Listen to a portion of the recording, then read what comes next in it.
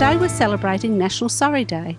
This happens on the 26th of May each year as a day to remember all the Aboriginal and Torres Strait Islander children who were taken from their families. I'm speaking with Maisie Austin, the CEO of the Northern Territory Stolen Generations Aboriginal Corporation. Can you tell us the significance of National Sorry Day?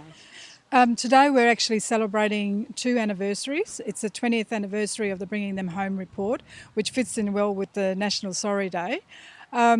It's something that our Stolen Generations peoples and our own peoples have been waiting for, fighting for over the years.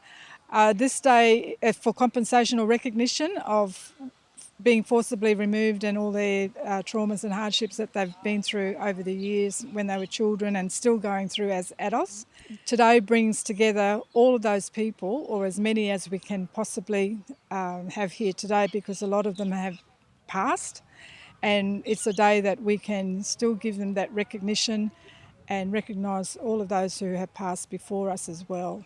How are the remaining elders of that particular time when, in 1988, when pretty much the National Sorry Day first started, but then there was that landmark time in 1992 when the Prime Minister of Australia, Paul Keating, actually recognised that Aboriginal and Torres Strait Islander children were removed from their families. Now, how has that, from your point of view as the CEO and your in-depth knowledge of this whole business, you know, how have you seen that's impacted on these elders and their families? There is still a lot of stress, a lot of sadness, a lot of trauma that has been passed on from those people to 3-4 generations. And this is why we have so many problems now with our young people, because it's just passed on from how the behaviour and lifestyle of their grandparents or great-grandparents.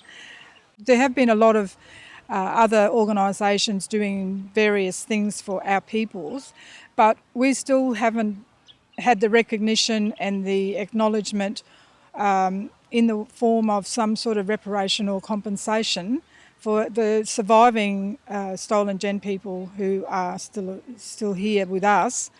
And we were hoping that the Bringing Them Home report anniversary today will put us back in the spotlight, and which it has, because we went down to Canberra and the Prime Minister and the Leader of the Opposition did make some speeches and seemed to be in favour of things. But, you know, 20 years on, there were 54 recommendations made and probably only 5 have been fully or partially implemented.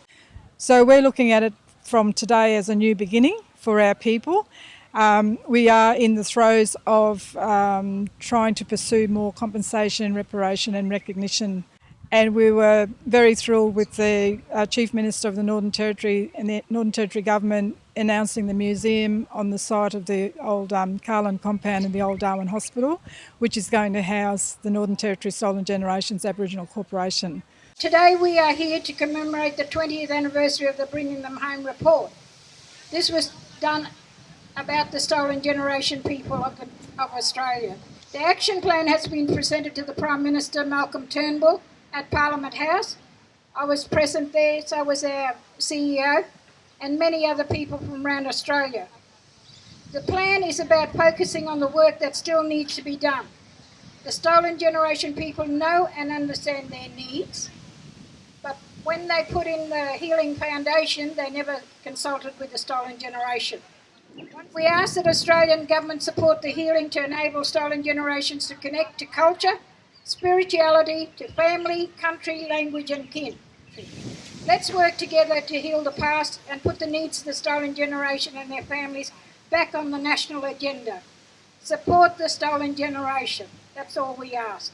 Now, Auntie Kathy, you have been an absolute legendary fighter for Aboriginal rights and also for the children, Aboriginal and Torres Strait Islander children who were stolen from their families. Can you tell us a bit about how you feel today?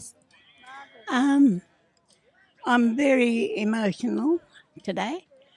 This brings back very long memories of everything that happened to Aboriginal people since colonisation, and I just want to know when we're going to get it right. And so I'm mixed emotions. I'm full of hope and happiness, um, believing in our Australian people that we will come together one day. And but I'm also sad if it's not going to happen. It's been going on too long, Donna. And I ask the question: when are we going to get to a point of understanding? Well, Auntie Kathy, that really hits home because you've seen and been part of the fight and the struggle for decades, literally decades, and you have witnessed countless prime ministers and governments making all these promises. It's suffering that has to be addressed. The lifestyle that people live is because they've been impoverished, they've been oppressed, they've been, just cheated. My big thing is our identity has been crushed, and I want to get our identity back to its right place in this Australia, our country.